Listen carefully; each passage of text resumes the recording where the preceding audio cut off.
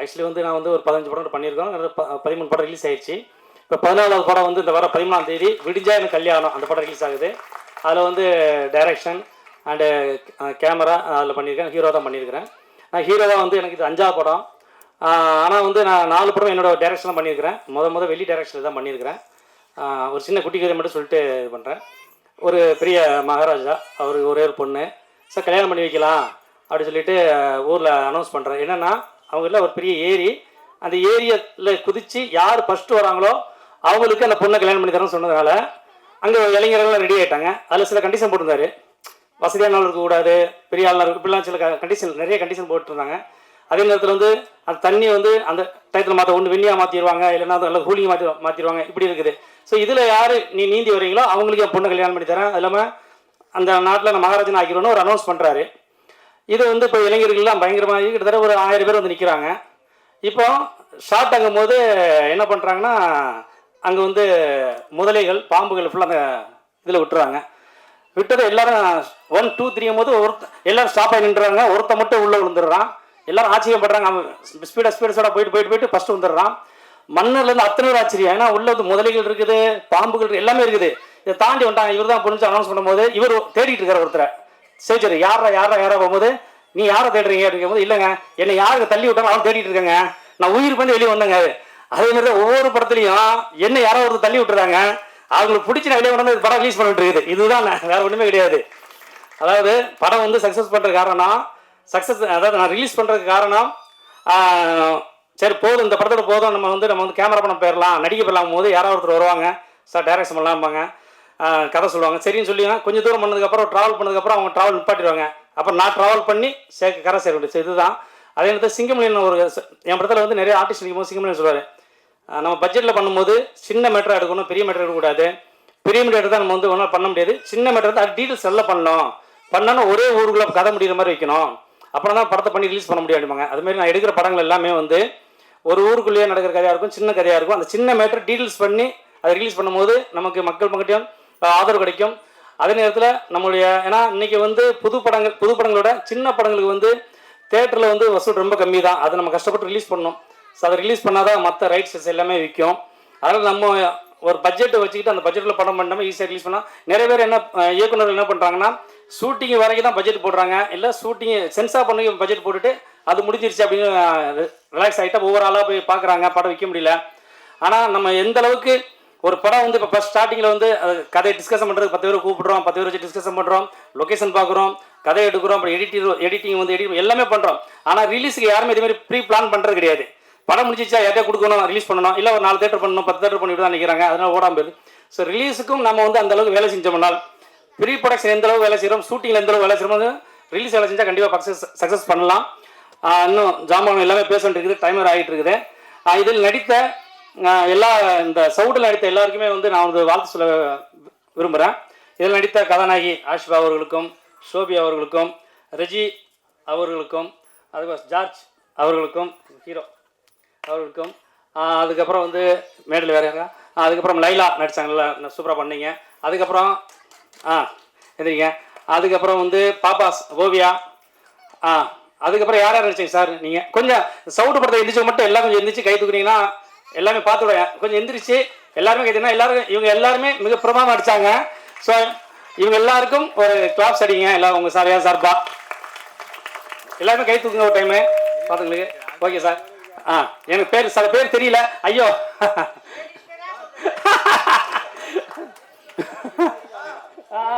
Okay. Pandi Murugan, Janakiram, Rajan, மாமா கிளிமுக்கு அண்ணா, அப்புறம் போண்டாமணி நடிச்சிருப்பாள், அப்புறம் வைகாசி அண்ணன் நடிச்ச சூப்பராக நடிச்சிருப்பாள், கிங்காங் அண்ணன். ஸோ எல்லாருக்குமே இந்த மேடை மூலம் வாழ்த்து சொல்கிறேன். அதேமாதிரி கடைசி வரைக்கும் படம் ரிலீஸ் ஆகிற வரைக்கும், ரிலீஸ் ஆகி தேட்டரில் ஓடுற வரைக்கும் நீங்கள் எல்லாருமே ஆதரவு கொடுக்கணும்னு கேட்டுக்கிறேன். தேங்க்யூ, நன்றி நன்றி நன்றி. சவுடு படத்தின் ட்ரெய்லர் மற்றும் இசை வெளியீட்டு விழாவிற்கு இங்கு வந்திருக்கும் அனைவருக்கும் என் முதல் வணக்கம். ஆக்சுவலி எனக்கு இந்த படத்தில் வாய்ப்பளித்த இயக்குனர் சேந்தன் சார் அவர்களுக்கும், தயாரிப்பாளர் கண்ணன் சார் அவர்களுக்கும், அப்புறம் இன்னொரு இயக்குனர் பகவதி பாலா சார் அவர்களுக்கும் என்னோட நன்றியை தெரிவிச்சுக்கிறேன். இந்த திரைப்படத்தில் வந்து ஆக்சுவலி சார் வந்து நிறைய ஸ்ட்ரகிள்ஸுக்கு அப்புறம் தான் இந்த படம் வந்து இன்னைக்கு இசை வெளியீட்டு விழா வரைக்கும் வந்திருக்கு. இன்னும் வந்து இது தியேட்டர் போய் ரிலீஸ் ஆகணும்னு நான் வந்து ரொம்ப வேண்டிக்கிறேன் கடவுளை. அப்புறமா வந்து எனக்கு வந்து டான்ஸ்னா என்னன்னே தெரியாது. எனக்கு டான்ஸ் ஸ்டெப் பை ஸ்டெப்பாக சொல்லி கொடுத்த நடன ஆசிரியர் சார், நான் ஓப்பனாகவே சொல்கிறேன், எனக்கு டான்ஸ்னா ஒரு ஸ்டெப் கூட தெரியாது. ஓகே, நான் கற்றுக்குறேன். எனக்கு பவர் சிவா மாஸ்டர் தான் ஃபுல் அண்ட் ஃபுல் சொல்லி கொடுத்தாங்க. ஆக்சுவலி எனக்காகவே ஷூட் வந்து இன்னைக்கு காலையில் ஆரம்பித்து நாளைக்கு மறுநாள் காலையில் வரைக்கும் போயிருச்சு. ஏன்னா நான் சரியாக பண்ணாததுனால. அதுக்கப்புறம் வந்து என் டீமில் ஒர்க் பண்ண எல்லாருக்குமே ரொம்ப நன்றி. அப்புறம் கேமராமேன் சார் மஹிபாலன், அப்புறம் பால்பாண்டி சார் அவர்களுக்கும் நன்றி. அப்புறம் இசையமைப்பாளர் சார் அவர்களுக்கும் நன்றி. அப்புறம் நான் வந்து பண்ண அந்த ரொமான்டிக் சாங்ல வந்து பாட்டு பாடினதே கண்ணன் சார் தான், அவருக்கு ரொம்ப நன்றி. அப்புறம் என் கூட வந்து சவுடு படத்துல நடிச்ச அனைத்து நடிகர்களுக்கும் ரொம்ப நன்றி. சவுடு தான் சார் சொன்னேன், சவுடு இல்லை சார், அது கொஞ்சம் ஸ்லாங் ப்ராப்ளம், கொஞ்சம் அட்ஜஸ்ட் பண்ணிக்கோங்க. நான் பார்டர்ல இருக்கேன், அதனால கன்னியாகுமரி போ. தவிடு இல்ல, சவுடு. அனைவரும் வந்து தியேட்டர்ல போய் பார்த்து உங்க ஆதரவு எல்லாம் எங்களுக்கு தாருங்க. ரொம்ப நன்றி. அனைவருக்கும் வணக்கம். என்னோட பேர் ரெஜினா. சவுடு படத்தில் எனக்கு ஒரு வாய்ப்பு கொடுத்ததுக்கு ரொம்ப நன்றி. ஜெயந்தன் சார் வந்து ரொம்ப நாளைக்கு முன்னாடி எனக்கு நல்லா தெரியும். ஒரு 2 years பேக் இருக்குன்னு நினைக்கிறேன். நான் அவருக்கு ஒரு டெக்ஸ்ட் பண்ணியிருந்தேன். அந்த டெக்ஸ்ட்டை ரிமைண்டர் பண்ணி தான் எனக்கு அவங்க வந்து இந்த வாய்ப்பு கொடுத்துருக்காங்க. இந்த படத்தில் நான் வந்து பில்லி ரோல் பண்ணியிருக்கேன். உங்களுக்கு ஷாக்காக இருக்கும்னு நினைக்கிறேன். கிளிமுக்கு சாருக்கு அம்மா கேரக்டர் பண்ணியிருக்கேன். ஸோ எனக்கு ரொம்ப ஹாப்பியாக இருக்கு. நான் இந்த இண்டஸ்ட்ரியில் வந்து 2012 நான் வந்துட்டேன். ஃபர்ஸ்ட் படம் ராட்டினம் படம் பண்ணேன். ஸோ அதுக்கப்புறம் வந்து பார்த்திங்கன்னா என்னோடய கரியரில் விஜே தான் ஃபர்ஸ்ட்டாக நான் வந்து இன்ட்ரோ ஆனது. வில்லியா நான் வந்து ரொம்ப நாளாக ட்ரை பண்ணிகிட்டு இருந்தேன், 30 above கேரக்டர், பட் எனக்கு கிடைக்கவே இல்லை. கிளிமுக்கு சாருக்கு அம்மா கேரக்டர் பண்ணது எனக்கு ரொம்ப சந்தோஷம். Thank you so much. இந்த படத்தில் ஜெயந்தன் சாருக்கு மிகப்பெரிய தேங்க்ஸ் சொல்லிக்கிறேன். ஒரு அழகான குடும்பமாக நாங்கள் ட்ராவல் பண்ணோம். ஆஷிகா மேடம் வந்து ஏரியா ஒர்க் பண்ணுறாங்க அப்படின்னு நினச்சேன். பட் இன்றைக்கி தான், அதுக்கப்புறம் இந்த படம் ரிலீஸ் ஆகும்போது தான் தெரியும் அவங்க வந்து இந்த படத்தில் ஹீரோயினாக பண்ணுறாங்க அப்படின்னு சொல்லிட்டு. அண்ட் இந்த படம் லோ பட்ஜெட்டாக இருக்கும்போது நிறைய ஆர்டிஸ்ட் வந்து இதில் வந்து ஒர்க் பண்ணியிருக்காங்க, கோஆர்டினேட்டர். ஸோ எல்லாருமே வந்து அவங்களுடைய பங்கை வந்து இதில் வந்து செலுத்தியிருக்காங்க. ஸோ முருகன் சார், பாண்டி முருகன் சாருக்கு ரொம்ப நன்றி. அண்ட் கண்ணன் சார் அவங்க இருக்காங்க, ப்ரொடியூசர் சார், அவங்களுக்கும் மிகப்பெரிய தேங்க்ஸ். கண்ணன் சாருக்கு பேராக தான் இந்த மூவியில் பண்ணியிருக்கேன். ஸோ கண்டிப்பாக இந்த படத்தை நீங்கள் தேட்டரில் போய் பாருங்கள். அண்ட் என்னை பற்றி ஒரு சில வார்த்தைகள் சொல்லிக்கிறேன். சேட்டலைட் சேனலில் விஜேவா and Captain TV, Tamil TV, 1S TV and work பண்ணினேன். ஆஃப்டர் நான் இப்போ வந்து ரீசெண்டாக யோகி பாபு சாருக்கு பேராக பண்ணியிருக்கேன். Thank you so much. இந்த மேடையில் எனக்கு பேச இடம் கொடுத்ததற்கு ரொம்ப நன்றி. Thank you so much. தாய் மண்ணே வணக்கம். என்னை படைத்த கடவுளுக்கும் என்னை பெற்றெடுத்த தாய் தந்தைக்கும் முதல் வணக்கம். சவுடு திரைப்படத்தில் வண்ண நட்சத்திரங்களாக வந்திருக்கும் எம் பெற்றோர்கள், சகோதர சகோதரிகள் உங்களுக்கும், சிற்பிக்குள் முத்தாய் விளங்கும் ஊடக நண்பர்கள், பத்திரிகை நண்பர்கள் அனைவருக்கும், முத்துக்குள் மாணிக்கமாய் விளங்கும் எம் மேடையில் அமர்ந்திருக்கும் சான்றோர் அனைவருக்கும் என் முதற்கண் மாலை வணக்கத்தை தெரிவித்துக் கொள்கிறேன். என்னோட பேர் சோபிகா. என்னோட ஊர் கன்னியாகுமரி மாவட்டத்தில் கொட்டில்பாடு என்கிற கிராமம்.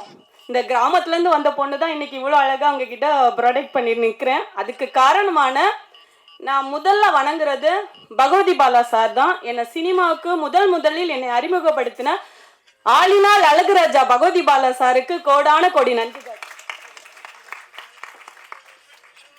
அடுத்ததாக முக்கியமாக சொல்லணும், இந்த சவுடு திரைப்படத்திற்கு எனக்கு வாய்ப்பளித்த டைரக்டர் ஜெயந்தன் சார் அவர்களுக்கும் மற்றும் தயாரிப்பாளர் கண்ணன் சார் அவர்களுக்கும் கோடான கோடி நன்றிகள். அடுத்ததாக இந்த படத்துக்கு டைரக்டர் சார் கதை சொல்லும்போது சொன்னாங்க, இந்த மூவி வந்து ரொம்ப ரகடாக இருக்கும், நீங்கள் இப்போ தான் கிராமத்துலேருந்து வந்திருக்கீங்க, உங்களால் இதை பண்ண முடியுமா அப்படின்னு கேட்ட நேரம் எனக்குள்ளே இருந்த தன்னம்பிக்கையும், எனக்காக பரிந்து பேசினது பகவதி பாலா சார் தான். அவகிட்ட கொடுங்க, அதெல்லாம் பெஸ்ட்டாகவே பண்ணிடும் அப்படின்னு சொன்னாங்க. ஸோ சொன்ன மாதிரியே என்னோட பெஸ்ட்டை நான் இங்கே கொடுத்துருக்கேன் நம்புகிறேன். ஸோ உங்கள் எல்லாருக்கும் தெரியும் நினைக்கிறேன் ஓரளவுக்கு. அதுக்கப்புறம் என் கூட வந்து சவுடு படத்தில் நடித்த ஒவ்வொரு சின்ன கேரக்டராக இருக்கட்டும் இல்லை பெரிய கேரக்டருக்கு எல்லாருமே ஒரு குடும்பமாக நின்று இந்த சவுடு படத்தை நாங்கள் நல்லபடியாக நடித்து முடிச்சிருக்கோம். ஸோ எல்லாருக்கும் என் கூட நடித்த அனைத்து சக உள்ளவங்களுக்கும் கோடான கோடி நன்றிகள். மற்றும் இல்லை நிறைய அப்படியே ஒரு ஃப்ளோவில் வந்துட்டு இருந்துச்சு, சாரி தெரில, ஓகே பரவாயில்ல. முக்கியமாக என்ன சொல்ல வந்தேன்னு மறந்துட்டேன், சாரி. சாங்கு நீங்கள் எல்லாரும் அவளோட எதிர்பார்த்த அந்த சாங் எப்படின்னா, எனக்கு வந்த வாய்ப்பே இல்லை. ஆக்சுவலி அது உண்மையை சொல்ல போனால் அது என்னோட வாய்ப்பு இல்லை, வேற ஒருத்தவங்களுக்கு வந்தது. பட் அவங்க வர முடியாத ஒரு சூழ்நிலை. பட் கதைக்கு அதை எப்படியும் மேட்ச் ஆகி பண்ணி என்னை டான்ஸ் ஆட வைத்த, ஐ மீன் எனக்கு அவள் சொன்ன மாதிரி தான், அவள் டான்ஸு தெரியாதுன்னு சொன்னால், ஆனால் எனக்கு சின்ன பிள்ளைலேருந்து எனக்கு நல்ல ஆசை, நல்லா ஆடணும். அப்பா ரொம்ப ஸ்ட்ரிக்ட்டு, அதனால் எங்கேயுமே ஸ்கூலில் கூட ஆட விடலை. இது வரைக்கும் நான் யாருக்கிட்டையும் ஒரு ஸ்டெப்பு கூட கற்றுக்கலை. ஆனால் என்னையும் வச்சு இன்னைக்கு இந்த அளவுக்கு டான்ஸ் ஆட வச்சாங்கன்னா டான்ஸ் மாஸ்டர் பவர் சிங்கர் சாருக்கு கோடான கோடி நன்றி. ஸோ நைட்டு 10 மணிலேருந்து காலைல 7 மணிக்குள்ளே அந்த ஒரு சாங் எடுத்து முடிச்சிட்டோம். அவ்வளோ தூரம் எல்லாருமே பர்ஃபெக்டாக பண்ணியிருக்காங்க. அப்புறம் fight master sir, thank you sir. Sir கூட பார்த்துருப்பீங்க, பகவதி பாலா சாரும் நானும் வேறு லெவலெல்லாம் ஃபைட் பண்ணியிருப்போம். அதுக்கெல்லாம் முக்கியமான காரணம் சார் தான். ஸோ இந்த சவுடு படத்தில் வந்திருக்கின்ற எல்லாருக்குமே கோடான கோடி நன்றிகள். கண்டிப்பாக மக்கள் உங்களோட எதிர்பார்ப்பு எங்கள்கிட்ட இருக்குது. நீங்கள் எல்லாருமே திரைப்படத்தை வந்து தேட்டரில் வந்து பார்த்து எங்களுக்கு சப்போர்ட் பண்ணுங்கள். Thank you so much. வந்திருக்கும் அனைவருக்கும் வணக்கம். மேடையில் வந்திருக்கும் பெரியவர்களுக்கும், தொலைக்காட்சி தோழர்களுக்கும், பத்திரிகை நண்பர்களுக்கும், இன்டர்நெட் இனிய நண்பர்களுக்கும், என் உயிருக்கு நிகரான தமிழ் பெருங்குடி மக்களுக்கும் நன்றி கலந்த வணக்கத்தை சொல்வதை நான் பெருமை அடைகிறேன்.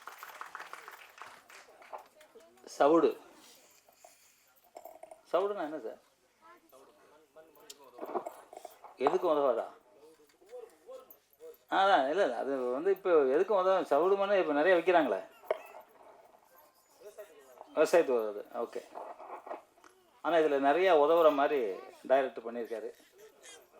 உண்மையிலே ரொம்ப அவர் சொன்னார், ரொம்ப கஷ்டப்பட்டா அப்படின்னாரு. உங்கள் ஃபேமிலி வந்துருக்காங்களா? இல்லை, அப்போ ஃபேமிலி விட்டு வந்திருக்காரு. ஓகே, அவருக்கு வாழ்த்துக்கள். நல்லா வாங்க சார், நல்லா என்ன முயற்சி பண்ணி நிறையா வரணும். அப்புறம் பகவதி பாலா இருக்கார். படம் கன்ஃபார்ம் ரிலீஸு, அதில் எந்த மாற்று கருத்தும் கிடையாது. ஏன்னா அன்றைக்கி வந்து ஒரு எனக்கு தெரிஞ்சு ஒரு 10,000 பேர் அறிமுகப்படுத்திருக்கீங்களா சார்? 10,000 பேருக்கு மேலே அறிமுகப்படுத்திருக்காரு. உண்மையில் அவர் தான் சார் ஹீரோ, உண்மையான ஹீரோ, நிஜ ஹீரோ அவர். அந்த மியூசிக் டைரக்டர் அற்புதம் இசையமைச்சிருக்காரு, நிறையா சொன்னார். ஓகே, பாராட்டுகள். ஜீவா சார், அவர் வந்து நாளைய ரஜினியாக வருவார் அப்படின்னு நான் நினைக்கிறேன். ஏன்னா புரட்சித் தலைவர் எம்ஜிஆர் 40 வயசுக்கு மேலே தான் வந்தார், உங்களுக்கு 36 வயசு தான் ஆகுது. விக்ரம் சார், நிறைய பேர் சொல்லலாம். விஜய் சேதுபதி சார், நிறைய பேர் சொல்லலாம். அது மாதிரி இவர் வந்து ஒரு பெரிய எதிர்காலம். ஏன்னா எந்த ஃபங்க்ஷன் இருந்தாலும் அதில் கலந்துக்க எந்த இதுவும் எதிர்பார்க்காம கலந்துக்கிற ஒரு மனிதர், நல்ல மனிதர். நீங்கள் நல்லா இருக்கணும் சார். அது மாதிரி சௌந்தர் சார், உண்மையிலே எல்லா படமும் ரிலீஸ் ஆகணும் எல்லாருக்கும். அவருக்காக சம்மந்தமே இருக்காது. அவர்கிட்ட போய் கேட்டால் போதும், அந்த படத்தை ரிலீஸ் பண்ணுற வரைக்கும் அவர் தூங்க மாட்டார். சொன்னவங்க தூங்கிடுவாங்க. இந்த விதைச்சவன் தூங்கிடுவான், விதை தூங்காதில்ல, அது மாதிரி தான் இவர் தூங்க மாட்டார். அந்த மாதிரி ஒரு நல்ல மனிதர் அவரும் இருக்கணும். இப்போ வந்து எங்கள் கிரீஷ் சார், அவர் வந்து இப்போ ஒரு படம் திரும்பி பாருன்னு படம் எடுத்து அந்த படம் மிகப்பெரிய ஹிட்டாக போய்கிட்டு இருக்கு. அதில் ஒரு கேரக்டர் நடிச்சிருக்காரு. வருங்காலத்தில் ஒரு மிகப்பெரிய நடிகராகிடுவார். அந்த மாதிரி ஒரு அந்த படத்தை டைரக்ட் பண்ண இப்ராஹிம், 3வது படம் இப்ராஹிம் பண்ணியிருக்காரு. இந்த படத்தில் வந்து ஒரு புது கதையை அவர் சொல்லியிருக்காரு. அது வந்து சித்தர் வழிபாட்டில் இருக்கவங்களுக்கு தெரியும், மற்றவர்களுக்கும் தெரியுதா தெரியல. ஆனால் அது உண்மை, அந்த உண்மையான கதையை எடுத்திருக்காரு. தம்பி நீங்கள் திரும்பி பார்ட் 2 எடுங்க. இல்லை நல்லாயிருக்கும், உண்மையாகவே அது நல்லாயிருக்கும். அதை எடுக்கணும்னு வேண்டிக்கிறேன். அப்புறம் இதில் நடித்த ஹீரோயினி கேட்டேன், என்னங்க ஃபஸ்ட் நைட் நல்லா பண்ணீங்களா? நல்லா பண்ணேன் அப்படின்னாங்க. நான் சொன்னேன், திருப்பிங்க இது ஃபஸ்ட் நைட் நல்லா பண்ணீங்க? நல்லா பண்ணேன் சார். நாங்கள் உண்மையாக பண்ணீங்க அப்படின்னேன். ஐயோ நடித்தேங்க அப்படின்னாங்க. நல்லா நடிச்சிருக்கீங்க, உண்மையாகவே நல்லா நடிச்சிருக்கீங்க. கொஞ்சம் உடம்பு குறைச்சிங்க, எக்ஸசைஸ் பண்ணி. அதே மாதிரி அவங்க சோபிகா கன்னியாகுமரியிலேருந்து வந்திருக்காங்க. நாங்களும் அது பக்கத்தில் தான் வந்திருக்கோம். நாங்கள் தூத்துக்குடியில் இருந்தோம், நீங்கள் அந்த பக்கம் வந்துருக்கீங்க, அவ்வளோதான். ஓகே, அதே மாதிரி எங்கள் அக்கா அவங்க நல்லா நடிச்சிருக்காங்க. அப்புறம் இதில் ப்ரொடியூசர் வந்து நல்லா நடிச்சிருந்தார். அவர் ஃபஸ்ட் நைட்டில் கூட அப்படி நடிச்சிருப்பாருன்னு தெரில. உண்மையில் நானும் மிரண்டேன். கேட்டேன், என்ன சார் இப்படி நடிச்சிருக்கீங்களா அப்படின்னு கேட்டேன். ரொம்ப நல்லா சார், உண்மையாக நல்லா நடிச்சிருந்தீங்க சார், உண்மையாக நல்லா நடிச்சிருந்தீங்க. அதில் ஃபைட் மாஸ்டர் நல்லா பண்ணியிருந்தார், டான்ஸ் மாஸ்டர் நல்லா பண்ணியிருந்தார். அந்த தம்பியை புதுசாக நடித்தவர் டைரக்டருக்கு பாராட்டு. குறிப்பாக வந்து விஜயமுரளிக்கு பாராட்டணும். விஜயமுரளி அந்த ஒரு நிகழ்ச்சியை அவ்வளோ சிறப்பாக பண்ணிருக்காரு. அவருக்கு சால்வை போடல, அவருக்கு வந்து நம்ம எப்போ போட்டீங்க? போட்டிங்களா? சரி, ஏன்னா அவர் சைலண்டாக உட்காந்துருக்காரா, வயசாகிடுச்சோன்னு பார்த்தேன். ஆனால் உங்களுக்கு சின்ன வயசு தானே, முன்னாடி வாங்கினேன் நீங்கள். சரிண்ணா சரிண்ணா பார்த்தீங்க அப்படியா? இல்லை, காயத்ரி மேடம் நல்லா நல்லா பேசுனாங்க. எனக்கு ஒரே ஒரு ரிக்வெஸ்ட் தான் எல்லா சினிமாக்காரங்கிட்டையும், இந்த தண்ணி அடிக்கிற மாதிரி சீன் வைக்காதீங்க. ஒரு படம் ஓடுதுங்கல்ல, நம்ம மக்களை கெடுக்கக்கூடாது. தண்ணி அடித்தாதான் படம் ஓடணுங்கிறது எதுவுமே கிடையாது. புரட்சித் தலைவர் எம்ஜிஆர் அவர்கள் இன்னைக்கு வரைக்கும் பேசுகிறோம், தண்ணி அடித்தாரா? கிடையாது. அது வந்து நம்ம மக்கள் பார்க்குறவங்களுக்கு, ஓ தண்ணி அடிக்கணுமோ, அடித்தாதான் நம்ம ஹீரோ ஆகிட முடியுமோ அப்படிலாம் நினைக்கிறாங்க. அது வந்து வர்ற குழந்தைங்களுக்கு, நம்ம தலைமுறைக்கு அது சரியாகுமான்னு எனக்கு தெரியல. எனக்கு கூட ஒரு படத்தில் நடிச்சுக்கிட்டு இருந்தேன், கமிஷன் நடிச்சு, தண்ணி அடிக்கணாங்க வேண்டாங்க அப்படின்னு சொல்லி, நீங்கள் என்ன காசு கொடுத்தீங்க நாங்கள் பிடிங்க, இல்லை நஷ்டம் வேணாலும் கொடுங்க, நான் வந்துக்கிட்டே இருந்தேன். ஏன்னா என்ன பொருத்தம் இல்லை, நம்ம நாடு நல்லா இருக்கணும், நம்ம மக்கள் நல்லா இருக்கணும், ஒவ்வொரு குடும்பமும் நல்லா இருக்கணும். அதுக்காக நீங்கள் வச்சுட்டீங்க சார். இனி வரும்போது, இனி வர்ற காலத்தில் உங்களுக்கு ஒரு ரிக்வெஸ்ட்டாக கேட்டுக்கிறேன், நிச்சயமாக அந்த தண்ணி அடிக்கிறது சீனே வேணாம் சார். சிகரெட் அடிக்கிறது எல்லாம் உடம்புக்கு கெடுதல் சார். இன்னைக்கு தமிழக முதலமைச்சரே சொல்கிறாரு, தயவு செஞ்சு தண்ணி அடிக்காதீங்க. அவர் ஒவ்வொரு இதுலேயும் டிவி திறந்தால் எல்லா இதுலேயும் அவர் சொல்லிக்கிட்டு இருக்காரு. ஏன்னா மக்கள் நல்லா இருக்கணுங்கிறதுக்காக, தப்பாக நினச்சிக்காதீங்க. ஏன்னா நான் எல்லார்கிட்டையும் ரிக்வெஸ்ட் பண்ணுறேன், உங்ககிட்ட மட்டும் இல்லை, எல்லார்ட்டையும் கேட்குறேன். ஏன்னா அது வந்து நம்ம குடும்பத்திலேருந்து எல்லாரையும் பாதிக்கும். அதனால சொல்கிறேன், இந்த படம் மிகப்பெரிய வெற்றி அடையணும் அப்படின்னு மனமாற கேட்டுக்கிறது. ஏன்னா ரொம்ப நேரம் ஆயிடுச்சு. எப்பவும் சொல்கிற மாதிரி, நம்ம அம்மா தான் தெய்வம், நம்ம மண்ணு தான் தெய்வம். அந்த தெய்வத்தை யாரும் மறக்காதீங்க. புரட்சித் தலைவர் எம்ஜிஆர் என்கிட்ட சொன்னாங்க, அம்மா இல்லாமல் உலகத்தில் எதுவுமே இல்லைன்னு. அந்த அம்மாங்கிறது பெண் அனைவருமே நமக்கு அம்மா. அந்த அம்மாவை யாரும் மறக்காதீங்க, அவங்கள வந்து மதிங்க. அது மாதிரி தந்தையும் மதிங்க, தாயும் தந்தையும் மதிங்க. இன்னைக்கு கூட ஒரு இதில் படித்தேன், சைனாவில் எழுதியிருக்காங்க, உலகத்திலே வந்து இந்தியனா பிறக்கிறது புண்ணியம் அப்படின்றாங்க. இந்தியனா பிறந்து தமிழனா பிறக்கிறது அதை விட பெரிய புண்ணியம். அந்த தமிழ்நாட்டில் நம்ம தமிழனா பிறக்கிறோங்கிறது மிகப்பெரிய வெற்றி. அதுவும் மதுரையிலேருந்து வந்திருக்கீங்க. மதுரை தமிழ்னா எப்படி இருக்குன்னு தெரியும். அந்த மாதிரி மதுரையிலேருந்து நிறைய பேர் வந்திருக்கீங்க. அந்த தமிழனா பிறந்ததில் நானும் மிகப்பெரிய மகிழ்ச்சி அடைகிறேன். அந்த தமிழ் வாழ்க, தமிழ் வெல்க, வென்றே தீருவான். நன்றி, ஜெய்ஹிந்த். வருகை தந்திருக்கும் அனைவருக்கும் என்னுடைய பணிவன்பான வணக்கங்கள். இந்த படத்திற்கு சிறப்பு விருந்தினராக வந்திருக்கும் அண்ணன் ஜாக்கோர் தங்கம் அவர்களே, அண்ட் வந்து படத்துடைய தயாரிப்பாளர், இயக்குனர், என்னுடைய இனிய நண்பர் இயக்குனர் இப்ராஹிம், அண்ட் இந்த நிகழ்ச்சிக்கு என்ன வர வச்ச மரியாதைக்குரிய அண்ணன் விஜயமுரளி சார் அவர்கள், மற்றும் வந்திருக்கும் அனைத்து பத்திரிகை சகோதர சகோதரிகள் அனைவருக்கும் என்னுடைய பணிவன்பான வணக்கங்களை இந்த நேரத்தில் தெரிவிச்சுக்கிறேன். சவுடு, நான் ஆக்சுவலாக கொஞ்சம் லேட்டாக வந்தேன். ஏன்னா வேறு ஒரு நுங்கம்பாக்கத்துலேருந்து வேறு ஒரு ரெக்கார்டிங்லேருந்து முடிச்சுட்டு வரதுக்கு எனக்கு அந்த டைம் ஆச்சு. நான் ஃபஸ்ட்டே சொல்லிட்டேன், அண்ணா நான் வர வரைக்கும் வெயிட் பண்ண வேணாம், நீங்கள் ஸ்டார்ட் பண்ணிவிடுங்க, நான் வந்து பார்த்துக்கிறேன் அப்படின்னு சொல்லிட்டு. பட் நான் ட்ரெய்லரும் இதுவும் நான் இன்னும் பார்க்கல. பட் ஆல்ரெடி பார்த்தவங்க எல்லாம் அவங்க சொல்லும்போது நிச்சயமாக அது சுவாரஸ்யமாக இருக்கும் அப்படின்னு நம்ப முடியுது. எந்த ஒரு படைப்புமே வந்துங்க சின்னதுலேருந்து தான் ஸ்டார்ட் ஆகும். அபூர்வங்கள் படத்தில் ரஜினி சாரே வந்து அறிமுக நடிகராக தான் இருந்தாங்க. அது மாதிரி எல்லா சின்ன படங்களுக்கு பின்னாடியும் அதுக்கு பின்னாடி மிகப்பெரிய கலைஞர்கள், மிகப்பெரிய நடிகர்கள், மிகப்பெரிய டெக்னீஷியன்ஸ் உருவாவாங்க. அதுக்கு அப்படி இந்த படத்துலையும் டெஃபினட்டாக நிறைய பேர் உள்ளுக்குள்ளேன்னா நிறைய பேர் இருப்பாங்க. எந்த புத்தில் எந்த பாம்பு இருக்கும்னு தெரியாதுன்னு சொல்லுவாங்க இல்லையா, அது மாதிரி எவ்வளோ திறமையானவங்க, எதிர்காலத்தில் எவ்வளோ பெரிய பெரிய கலைஞர்கள் இந்த மேடையிலையும் இந்த அரங்கத்துலையும் இருக்கிறாங்க நமக்கு தெரியாது. ஸோ அத்தனை பேரையும் இந்த நேரத்தில் நான் வந்து வாழ்த்துறேன், என்னுடைய வாழ்த்துக்களையும் தெரிவிச்சுக்கிறேன். அண்ட் ஜென்ரலாகவே இன்றைக்கி உள்ள சுச்சுவேஷனில் நம்ம வந்து எந்த ஒரு படத்தையும் தேட்டரில் போய் பார்க்குறதுக்கு நாம் எந்த அளவுக்கு வந்து யோசிக்கிறோம், எவ்வளோ அதுக்கு சாய்ஸஸ் இருக்குது. சோஷியல் மீடியா ஆகட்டும், இன்றைக்கி இருக்கிற என்டர்டெயின்மெண்ட்டு ஃபேக்டர், இது எல்லாத்தையும் தாண்டி தான் சினிமா பார்க்குறதுக்கு மக்கள் வராங்க. ஸோ அந்த ரெஸ்பான்சிபிலிட்டி நம்ம எடுத்துக்கிட்டு நல்ல கண்டென்ட்டாக நம்ம வந்து கொடுத்தோம்னு சொன்னால் டெஃபினட்டாக அதை வந்து மிகப்பெரிய அளவுக்கு வெற்றியை கொடுக்கறதுக்கு மக்களும் காத்துட்ருக்காங்க. நிறைய இன்ட்ரெஸ்டிங்கான லைவ் சப்ஜெக்ட்ஸ் நிறைய வரணும். உதாரணத்துக்கு சமீபத்தில் லக்கி பாஸ்கர்னு ஒரு படம் பார்த்தேன். அது வந்து ரொம்ப இன்ட்ரெஸ்டிங்கான கண்டென்ட்டாக இருந்தது. லப்பர் பந்தா ஆகட்டும், அமரனா இருக்கட்டும், மிகப்பெரிய வெற்றிகளை இண்டஸ்ட்ரி வந்து சமீபத்தில் இந்த தீபாவளிக்கு முன்னாடி நிறைய கலெக்ஷன்ஸ் பண்ணுது. ஸோ சினிமாங்கிறது வந்து ஒரு நல்ல கரெக்டாக பண்ணால் பெரிய அளவில் கமர்ஷியலாக சக்ஸஸ் ஆகுன்றதுக்கு நான் சொன்ன இந்த படங்கள்லாம் உதாரணம். ஸோ இங்கே வந்திருக்கிற உதவி இயக்குனர்கள், இந்த படத்தில் பணியாற்றினவங்களாக இருக்கட்டும், இந்த படத்தின் தயாரிப்பாளராக இருக்கட்டும், ஒவ்வொருத்தரும் நல்ல கண்டென்ட்டாக, மக்களுக்கு பிடிச்ச ஒரு கண்டென்ட்டாக இன்னும் நிறைய வந்து டைம் எடுத்து பண்ணணும் அப்படின்னு வந்து என்னுடைய தாழ்வான வேண்டுகோள். ஸோ ரொம்ப டைம் ஏற்கனவே மேடையில் எல்லாரும் பேசி முடித்ததுக்கப்புறம் கடைசியாக நம்மக்கிட்ட பால் வரும்போது ஆல்ரெடி டைம் தாண்டி இருக்கும். அதனால் நேரம் கருதி இத்துடன் என்னுடைய உரையை முடித்துக்கொள்கிறேன். வந்திருக்கும் அனைவருக்கும் என்னுடைய பணிவன்பான நன்றியும் வணக்கத்தையும் தெரிவித்துக் கொண்டு விடைபெறுகிறேன். நன்றி, வணக்கம்.